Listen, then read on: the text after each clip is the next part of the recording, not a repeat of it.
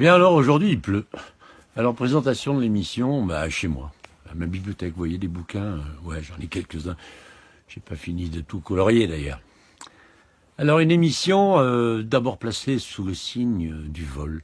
Dans The Act of Flying, c'est un sujet, c'est une passion de Serge Reynaud que vous allez rencontrer tout à l'heure. Et puis, cette envie de voler, on va la retrouver un peu avec des mômes, avec des ados, qui ont monté un festival à Minsk qui était vraiment sympa, de son ambiance, de cette découverte à la fois des petits et des grands, qui s'appelait Festi Street. Et vous allez rencontrer quelques-uns des organisateurs et puis voir un petit peu comment ça se passait. Et puis, on ira se balader dans cette séquence un peu no comment, vous savez, celle que j'essaye de faire un petit peu avec la caméra, disons l'iPhone à la main, dans une petite fête aussi, dont c'est la 13e édition, et qui a eu lieu au Percy, et qui s'appelle Les Têtes en l'air, créé par un groupe qui s'appelait Les Pieds dans les Brons. Les Brons, vous savez bien que c'est notre Amazon à nous, quoi. Donc vous verrez cette ambiance vraiment très sympa, puis dans un endroit vraiment merveilleux depuis 2 ans, en pleine forêt à côté du Percy. C'est vraiment très très sympa. Alors Serge Reynaud, on est venu dans ton antre voir des objets volants. De quoi s'agit-il ? Oui, alors déjà, c'est des objets volants qui ne peuvent pas voler, on est bien d'accord. C'est-à-dire que l'idée, c'est de continuer la recherche de tous ceux qui ont essayé d'inventer l'aviation, qui finalement ont réussi en fabriquant des objets qui ne pouvaient pas voler.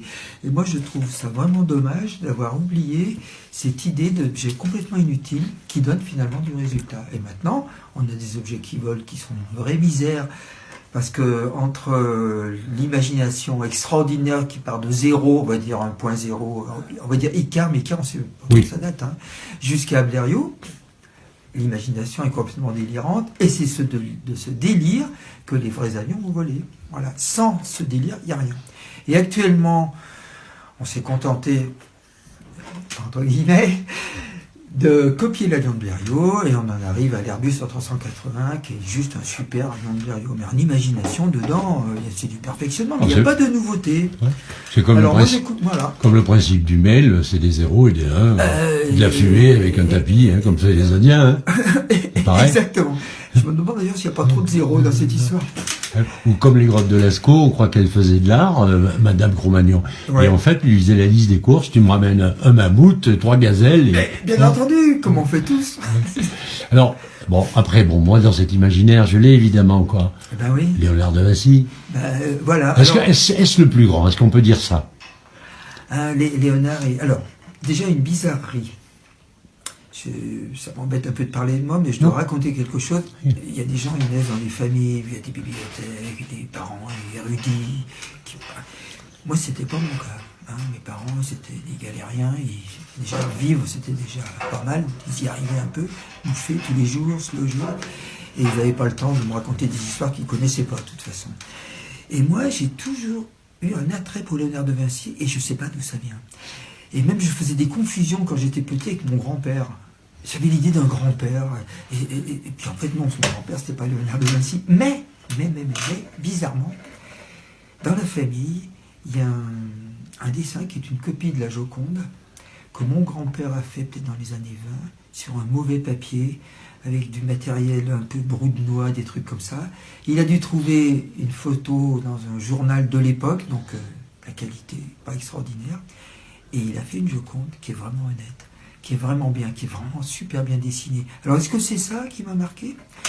Le fait est que quand je commençais à gagner 3 sous, puisque l'été, j'allais travailler à droite à gauche pour m'acheter un jean pour la rentrée, et un jour, j'ai dit à ma maman, j'aimerais bien m'acheter un livre ou deux. Ah, tu crois les livres, tu sais, j'aimerais bien. Hop. Alors, on est allé à Lyon, là, parce que j'habitais pas loin, et j'ai acheté un livre au hasard sur Léonard, et ce livre était de Kenneth Clark. Je l'ai toujours. Il est plein de crottes de mouches, tout abîmé. Et c'est le livre, un des meilleurs spécialistes de Léonard. Et après, ça ne s'est plus jamais arrêté. Et ce Léonard m'a vraiment... je suis même devenu conférencier sur Léonard de Vinci. Bref, entre autres. Et donc, mon avis sur Léonard, c'est que c'est quelqu'un pour le futur. C'est qu'il n'y a pas beaucoup de gens actuellement qui rentrent dans l'imaginaire de Léonard et qui peuvent comprendre une partie de ses dessins. Pourquoi je dis ça ? Parce qu'il y a quelques années, il y a un Polonais dont le nom c'est facile à prononcer, ce qui fait que je ne vais pas le répéter. Le meilleur cadeau à faire un Polonais pour Noël, c'est des voyelles. Voilà. C'est exactement ça. Franchement, je n'arrive jamais à me rappeler de son nom, de toute façon, je ne peux pas le dire. Il a sorti un livre très intéressant, je dois avoir 7-8 ans, qui s'appelle Léonard et la science. Et ce monsieur, qui lui-même est un scientifique de haut niveau, il s'est aperçu que les gribouillons à la Léonard, si on peut parler de gribouillons, on croyait que c'est une espèce de truc comme ça, les gens disaient, il s'est amusé un jour à faire, il a rempli des pages et des pages. Et lui, il a dit, ouais, mais ça, je peux vous dire ce que c'est les prémices des recherches actuelles les plus avancées. Ça s'appelle les volumes à transformation. C'est un peu la quadrature du cercle en volume. C'est comment transformer une sphère en cube, un cube en pyramide, enfin, des trucs déjà... voilà. Et voilà que notre Léonard, il a, grâce à un individu qui a atteint un peu le niveau de Léonard, il a pu dire, ah voilà ce que c'est. Et je crois qu'il y a encore autre chose chez Léonard. Il y a encore des choses cachées. Ouais, des choses qu'on comprendra quand on aura atteint le niveau. Voilà mon avis, et c'est que mon point de vue. Hein. Et je pense que c'est comme ça. Et sur certains tableaux, moi, je suis pas très malin, mais j'ai des intuitions des fois, et j'en profite pour faire des conférences. Donc je dis, voici mon point de vue. Je dis pas, attention, vous allez entendre la grande vérité. Je ne suis pas du tout là. Et il y a des choses vraiment surprenantes dans les œuvres. Le style de certains tableaux, comme la Sainte-Anne, par exemple, c'est tout à fait particulier.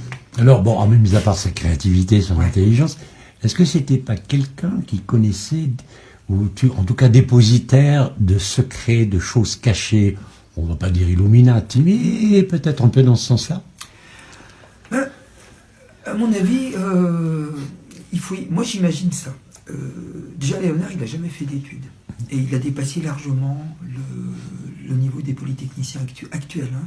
D'abord, c'est lui qui a inventé la mécanique des fluides, qui a créé ce concept. Et avec quoi? Avec ses yeux, ses oreilles. Il n'est pas des ordi qui lui va. Donc, c'est une sensibilité, on pourrait dire presque à l'univers, au secret de l'univers. Dans l'histoire, on retrouve un individu qui est très très proche de lui, qui va un petit peu plus loin, on pourrait dire, mais c'est l'époque, c'est Goethe, qui est la même chose, hein, qui refait l'expérience de Newton et qui dit mais ça marche pas du tout comme ça. Et moi, du coup, je fais faire des expériences d'observation avec le prisme pour voir si Newton avait raison. Et je dis qu'est-ce que vous voyez? Ça correspond pas. Donc ça m'amuse de montrer comment des gens, c'est comme s'il y avait des facultés que nous n'avons pas. C'est-à-dire qu'ils voient des choses dans le monde. Si on remonte à une époque un peu plus lointaine, c'est Platon qui voyait les idées dans le monde. Il voyait les idées, ça se voit pas trop, mais lui, il les voyait. Par contre, Aristote, il voyait rien du tout. Donc, il y a des gens qui perçoivent je ne sais quoi du secret des choses et ils en font quelque chose.